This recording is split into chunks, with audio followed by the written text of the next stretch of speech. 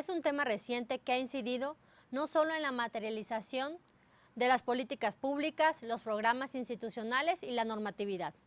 También ha logrado visibilizar a los asuntos de género en las problemáticas de la agenda de la política nacional. Ahora bien, ¿qué es la transversalidad de género? ¿Cómo se trabaja en las instituciones? ¿Qué requerimientos se necesitan?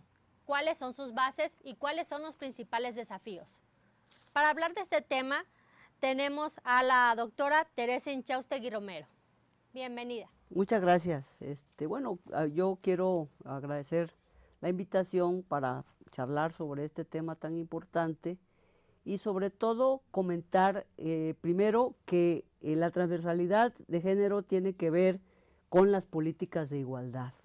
Las políticas de igualdad son intervenciones del Estado destinadas a eliminar las diferencias en oportunidades, capacidades de aspectos del desarrollo humano, económico, político y social que se dan entre la población por efectos de la diferencia de sexo, por la discriminación sexual, que es algo que está en la estructura y en la cultura social. Entonces, sobre la base de ese enfoque de igualdad que se trata, pues de, dijéramos, en una forma más sencilla, como de poner un piso más igualitario y parejo, ¿no? Entre hombres y mujeres, considerando incluso las diferencias que hay en términos de edad, de pertenencia étnica, ¿no? Y de condición social de mujeres y hombres, porque el género también atraviesa las diferencias socioeconómicas. Entonces, teniendo este panorama como de marco, la transversalidad lo que busca es hacer que efectivamente estos principios de la igualdad de género estén en las acciones y en los programas que destina el Estado. Hay que considerar que la transversalidad tiene dificultades no solo en la operación, sino también en la concepción de lo que es. Y por eso es importante tener claras las diferencias que hay en el concepto. Porque transversalidad significa simultáneamente un método de gestión en el que los asuntos que están incluidos en la transversalidad atraviesan toda la gestión pública, desde el diseño de los problemas, la asignación de recursos, la implementación de las acciones y la evaluación de los resultados.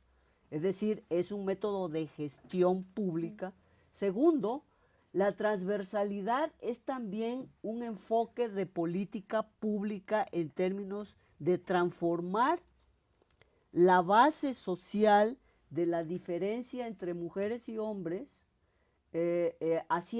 incluyendo pues en esta parte, no solamente la desigualdad que tienen las mujeres en las oportunidades de desarrollo, sino también, dijéramos, los roles de género que hay entre hombres y mujeres. Por lo tanto, también se trata de que los varones se inserten en una nueva dinámica de relación en términos de la igualdad. Entonces, género significa hombres y mujeres, relación entre hombres y mujeres. No, género no es igual al concepto de mujeres, que es con lo que generalmente nos quedamos, ¿no? Ahí estamos solamente viendo una parte de la ecuación de la relación de género, porque la segunda parte de la ecuación es la participación también de varones en las políticas de igualdad, ¿no?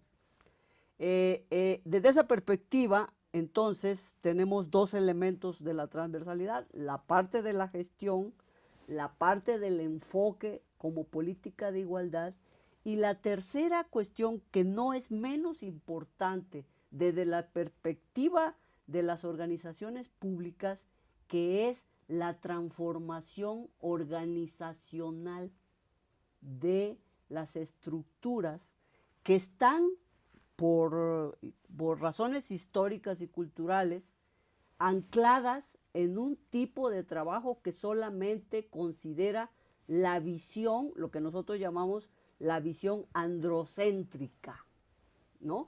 ¿Qué significa visión androcéntrica? Que el varón es el modelo de los derechos. ¿Por qué? Porque fue el varón el primero que conquistó los derechos políticos, los derechos sociales, los derechos económicos, ¿no? Fueron varones los que lo conquistaron. Recordemos que nosotras, las mujeres, estuvimos al margen de esas primeras conquistas y fue hasta los años 50, cuando ya los hombres tenían derechos sociales, derechos económicos y derechos políticos, que nosotras comenzamos nuestra conquista a los derechos. Ahí fue cuando, de los 50 en adelante, conquistamos el derecho a la educación, el derecho al voto, los derechos económicos al trabajo, ¿no? Porque antes necesitábamos permiso de los maridos, sobre todo la mujer casada, para trabajar. Ahora ya no, ahora ya se considera así. En los derechos políticos no hemos solamente conquistado el voto, sino primero las cuotas de participación y ahora la paridad, ¿no? Y en los derechos económicos tenemos también un derecho fundamental que es desde 1919, pero que todavía no se ha cumplido, que es el pago igual, o sea, el salario igual a trabajo igual, porque tenemos una brecha en las diferencias de género. Entonces, este modelo androcéntrico significa que las organizaciones públicas, y a veces también las privadas, piensan los problemas en términos masculinos, ¿no? Por ejemplo, el transporte pensado para transportar gente que va al trabajo y además que van solos al trabajo. No piensan, la organización del transporte, por ejemplo, no está enfocada a resolver problemas de mujeres con hijos y bultos que llegan al transporte o al metro, ¿no? El tema de la seguridad se piensa en términos del transeúnte varón que pasa por las calles y que puede pasar brincando obstáculos, que puede ir por la noche en lugares oscuros, y no se piensa la política de seguridad también en términos de las mujeres, las niñas y de todas las edades que transitan por las calles y que necesitan buena luz, necesitan buenos, dijéramos, vialidades, etcétera. Lo mismo la cultura del trabajo, por ejemplo. La cultura del trabajo está pensada en términos de los varones porque se piensa que una persona en el trabajo puede estar 10 o 12 horas trabajando, desatendido de todo lo que pasa en la casa, ¿no? Y eso también, el desarrollo económico, en fin, para no seguir en esta larga lista, lo que se trata en esta parte del cambio organizacional es que las organizaciones públicas, en el momento en el que están diseñando un programa, tomen en cuenta las diferencias que hay de ese problema, del que están enfocando, sea salud, sea seguridad, sea educación, sea transporte, entre hombres y mujeres, y en función a eso tengan, dijéramos, la información, los indicadores, los diagnósticos, y definan las acciones dirigidas específicamente a esa diferencia. Entonces tenemos ahí ya 3 vertientes de la transversalidad como forma de gestión, que es la primera que platiqué.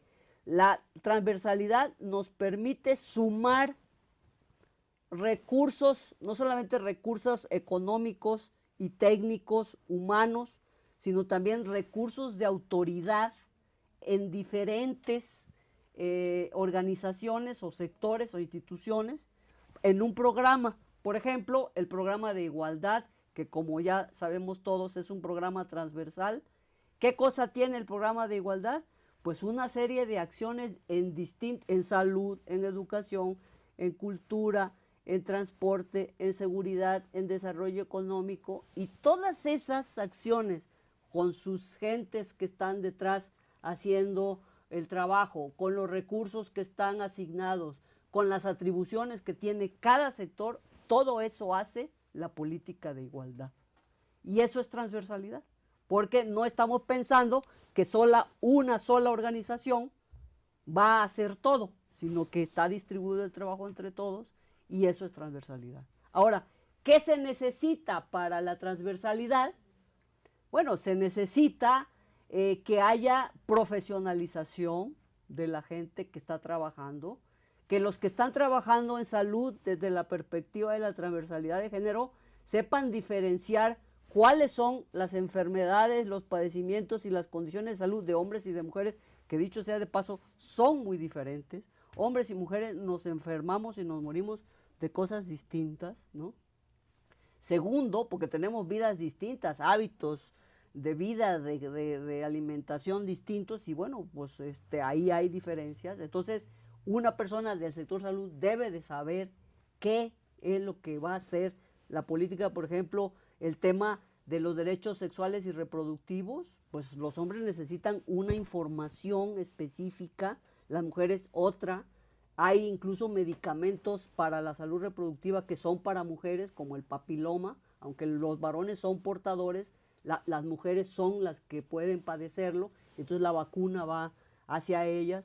Pero, por ejemplo, otra serie de enfermedades de transmisión sexual requieren que los varones sepan también toda la información, cómo se deben de cuidar, por ejemplo, para todo este tema también del cáncer de próstata. Entonces, los que están en salud deben de saber esas diferencias y no tratar el problema de la salud como si todos estuviéramos en las mismas condiciones de salud y no tuviéramos organismos distintos como tenemos hombres y mujeres, que desde la parte biológica somos muy diferentes. Entonces, se requiere profesionalización de cada sector. Lo mismo en desarrollo social, en desarrollo económico, en seguridad pública. Debe de haber entonces ese personal capacitado con la suficiente información para diagnosticar. Debe de haber también personal calificado para ver cuáles son los pasos adecuados a la implementación.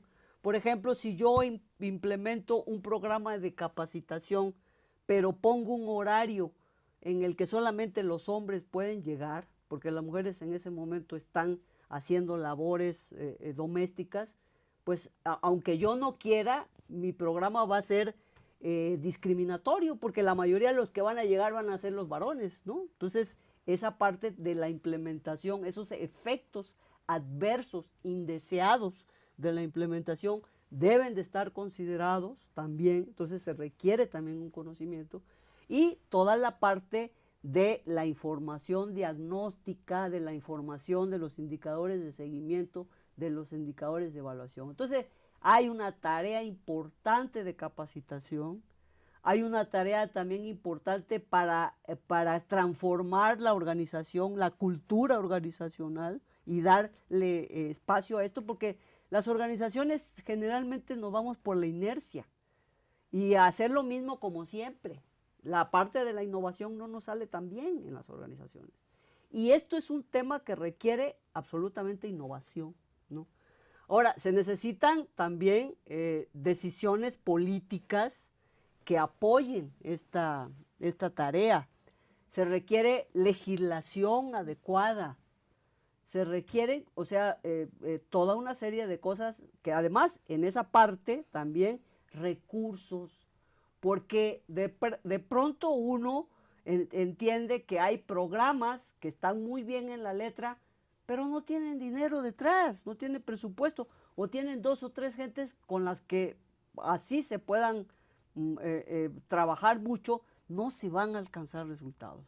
Por eso la parte importante del presupuesto con enfoque de género es una tarea fundamental que se va siguiendo y que por fortuna ya se está extendiendo a los estados y a municipios, porque si no hay dinero detrás de las acciones públicas, pues es puro verso, no hay ninguna realidad. Entonces, en ese sentido, es importante seguir precisando y alcanzando esos motivos. Entonces, voy a resumir la parte de las condiciones y requisitos. Es voluntad política de las autoridades y agentes, efectivamente disposición de hacerlos, ¿no? Porque uno también se encuentra mucha resistencia en esta parte. Hay que construir consensos y apoyos tanto de la sociedad civil, las organizaciones que trabajan el tema, la academia que desarrolla saber sobre los problemas y los actores públicos que tienen también que implementar la decisión política.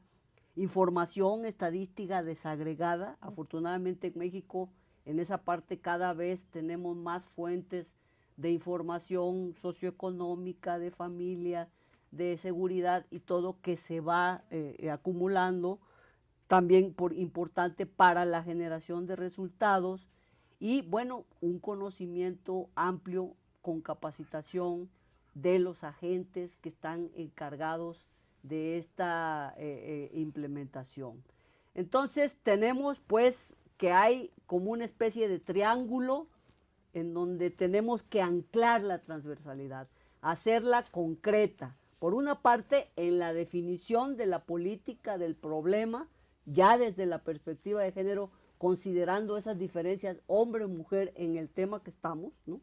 Por eso es importante esta parte. Segundo, la parte de los agentes, los actores cotidianos que tienen que estar haciendo esta implementación en las diferentes eslabones del proceso de formulación de las políticas, los que hacen los diagnósticos, los que fijan los temas, los que hacen la implementación, los que hacen el seguimiento y la evaluación, todos estos capacitados para cada una de las tareas que tienen que hacer.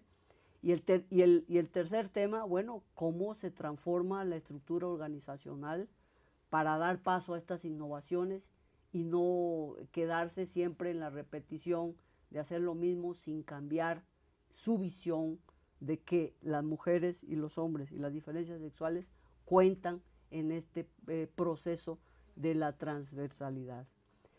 Entonces, bueno, el presupuesto es importante, la participación social de las organizaciones expertas que se van creando en los temas de parte de la sociedad civil y la academia, es algo también que tiene que pasar. Y bueno, tenemos que si todos esos elementos están puestos en la mesa para la transversalidad, entonces dijéramos la transversalidad camina como sobre dos rieles, ¿verdad? El riel de la política y de la transformación para el adelanto de las mujeres en las acciones y el riel de la transformación de los procesos y de la transformación de las estructuras.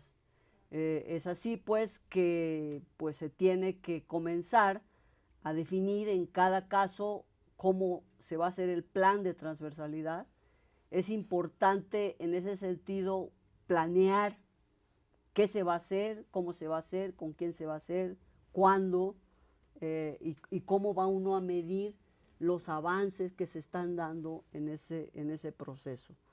Es importante que se pueda hacer un programa en el cual estén muy claramente fijados los objetivos, los medios y los instrumentos que se van a establecer, las áreas de las organizaciones públicas que estén involucradas en ese proceso y, bueno, poder incluso prever las dificultades que se puedan tener en la implementación de estos programas por a veces resistencia de las mismas organizaciones que no entienden de qué se trata, porque pues no todas las áreas están capacitadas ni comparten este valor, y que porque no entienden, o a veces incluso hay que decirlo, porque hay una falta de consideración del valor que tienen las políticas de igualdad, y entonces pues se le considera que ahora sí que es puro verso, sin nada de fondo, y entonces esa resistencia hay que saber que se pueda atender y que se pueda superar, ¿no es? Porque si una parte de una institución tiene un programa de igualdad, pero las otras partes no lo consideran suyo, sino que creen que es algo de ellos y que solamente se haga ahí, pues esa cosa no va a caminar. Entonces hay que atenderlo. La segunda es que sí se tenga en cuenta ese objetivo, pero que al final aunque está escrito y todo el mundo lo dice, al final se diluye el objetivo de la igualdad y de la transversalidad de género, se diluyen un montón de cosas que cotidianamente están haciendo las organizaciones y se termina por incumplir el objetivo. Y el tercero es que de plano pues se ignore, a veces hasta se omita la ejecución de los recursos, o sea, se caiga en su ejercicio porque no se realizaron las acciones. Entonces, ahí estamos perdiendo un tiempo muy valioso, recursos y todo que no se aprovecharon porque no fue consistente la acción para lograr las políticas de igualdad en un esquema de trabajo transversal. Bueno, hay pues ya métodos para ir haciendo este seguimiento. Es importante que este seguimiento se haga por parte de las unidades de género. Es importante que las unidades de género de cada organización que estén funcionando en programas puedan anualmente revisar qué lograron, qué no lograron, qué se les atoró y pues digo, recomendar lo que hay que hacer para cambiar esas situaciones y avanzar, pues porque si nos quedamos en la idea de la simulación, de aunque no se haya hecho y que aunque no se haya realizado, hacer como que sí, pues en realidad no estaremos cumpliendo el objetivo de incorporar las políticas de igualdad como un eje transversal de la acción institucional. Entonces, pues tenemos que hacer esta revisión en cada caso y bueno, creo que eso sería en general el problema. ¿Cuáles son los avances que hay en México sobre esa materia? Creo que tenemos cosas importantes, incluso estamos en un punto, en ciertos aspectos, bien posicionados en la región latinoamericana, por ejemplo, con la parte presupuestal. La experiencia del presupuesto de género en México es una experiencia muy consistente, que a lo largo de casi 12 años se ha venido desarrollando con gran experiencia, porque todo lo que se ha encontrado, que se nos ha atorado a la hora de designar recursos, a la hora de ejecutarlos, a la hora de que se bajan, a la hora de que se desarrollan acciones, ha servido para afinar estos instrumentos de manera que a la par de la definición de las acciones de política de igualdad que estábamos platicando, esto se vaya siguiendo en el rubro presupuestal, porque es ahí, en la parte presupuestal y de los recursos, en donde se puede dar una de las vertientes del seguimiento y la evaluación, que tanto los recursos se han ejercido oportunamente, que tanto se han ejercido atinadamente en el problema, ¿no? Y qué tanto se han ejercido eficientemente, es decir, con la mayor rentabilidad desde el punto de vista del gasto, ¿no? Y qué tanto se ha logrado lo que se pretendía, ¿no? Pero además el tema es importante porque cuando hay presupuesto de género, hay realmente una decisión política clara a favor de la acción. Si no hay recursos, no hay nada que hacer. Es todo verso, ¿no? En ese sentido, en México, pues tenemos la Ley General de Presupuesto y Responsabilidad Hacendaria reformada, que en el articulado que se reforma, que es el artículo 28, me parece que el artículo segundo, ¿no? En donde está planteado toda la experiencia que en 10 años se tuvo desde la Cámara de Diputados a la hora de que se ejercían los recursos.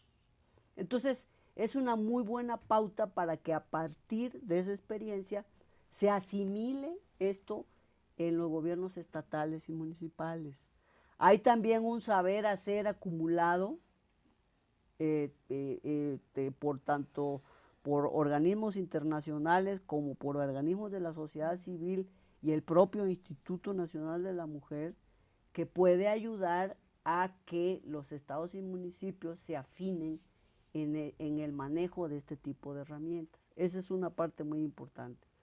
La otra parte importante es todo el marco legislativo, la política general, la Ley General de Igualdad, que tiene un sistema de seguimiento que creo que se puede afinar y se puede mejorar, pero ya hay una base.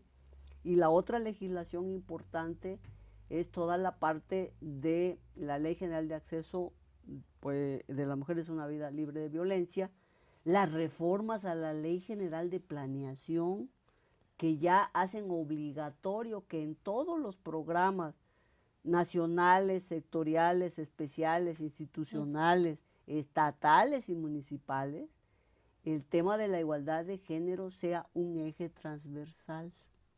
Ese también es un avance importante, una base fundamental para el desarrollo de las políticas de igualdad. Y el tercer elemento, que no es menor, es el tema de la información estadística.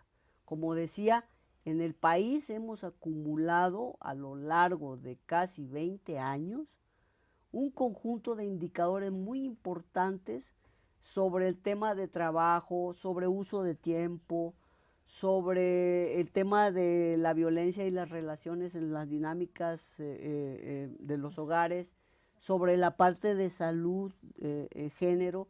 Ahora se está también desarrollando un gran conocimiento sobre la parte de las legislaciones y la armonización legislativa a tono con la reforma del artículo 1 constitucional. Una parte también importantísima que se ha comenzado a desarrollar en los últimos años sobre la parte de los usos y costumbres y las legislaciones de las comunidades indígenas, y ver cómo se puede armonizar la parte de los derechos humanos de las mujeres con estas legislaciones. Es una parte también importante de lo que se ha logrado en los últimos años. Entonces se ha desarrollado conocimiento, información, se ha desarrollado también una base, una red, ¿no?, de organizaciones que han desarrollado tanto conocimiento desde la intervención pública como conocimiento académico de los temas. Hay otra cosa importantísima que también no la puedo dejar de mencionar, que es todo el tema de la paridad y de la conquista de las mujeres a puestos de decisión política y de gobierno, que también esto ayuda mucho para poder conseguir recursos, para etiquetarlos, para avanzar en toda la parte de la capacitación. Entonces, dijéramos que tenemos los pilares fundamentales para poder llevar adelante la transversalidad y las políticas de igualdad, y con un esfuerzo muy importante que en este momento se está desplegando hacia los estados y municipios. Porque, bueno, buena parte de estos esfuerzos han sido producto de las legislaturas federales, ¿no? Algunos cambios que se han también de estos hecho extensivos a las legislaturas estatales, como la propia Ley de Igualdad y la Ley General de Acceso a las Mujeres a una libre violencia, pero la parte presupuestal no está presente en los estados y municipios. Entonces, ahí es el momento por el que estamos entrando, y bueno, estas charlas acerca de la transversalidad y de los métodos de trabajo respecto a las políticas de igualdad, pues tienen precisamente el efecto de ir aglutinando los elementos necesarios para crear estas capacidades, de manera que, dijéramos, podíamos terminar esta etapa pues ya con una serie de avances en la hechura de políticas públicas a nivel estatal y municipal. Creo que con eso pues he hecho un bosquejo muy general, muy rápido, de todo esto, pues supongo que estarán pendientes más preguntas que respuestas, pero bueno, espero que en otras ocasiones podamos profundizar en este tema y abordar por algún mecanismo las preguntas que surja a través de esta charla. Yo quisiera ofrecer un correo electrónico para quien quisiera escribir y preguntar sobre este tema. Es mi correo personal, es terinro, o sea, es T de Teresa, E de Eduardo, R de Rojo, I de Ignacio, N de Nogales, R de Rojo y O de Octavio, @gmail.com. Yo con mucho gusto podré contestar dudas, preguntas o incluso pues también canalizar de los materiales que tengo disponibles para este tipo de temas. Muchas gracias. Bueno, pues agradecemos a la doctora Teresa Inchaustegui Romero por todo este bosquejo, por dejarnos más claro esta parte de la transversalidad, de darnos cuenta que debemos de tomar en cuenta las diferencias de mujeres y hombres, y pues esperamos vernos en una próxima emisión para profundizar más sobre estos temas. Muchas gracias.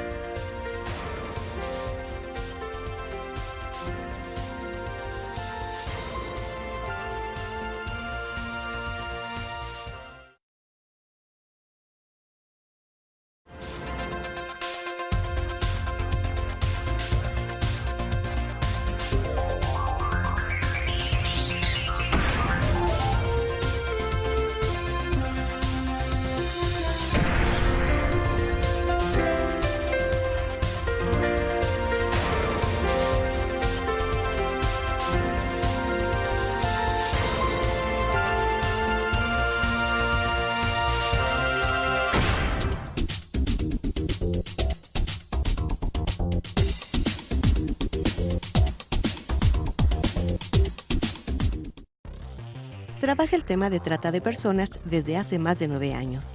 Actualmente se desempeña como consultora e investigadora. Es experta en la Comisión Intersecretarial para Prevenir, Sancionar y Erradicar la Trata de Personas del Gobierno Federal y miembro del Consejo Técnico del Colectivo contra la Trata de Personas.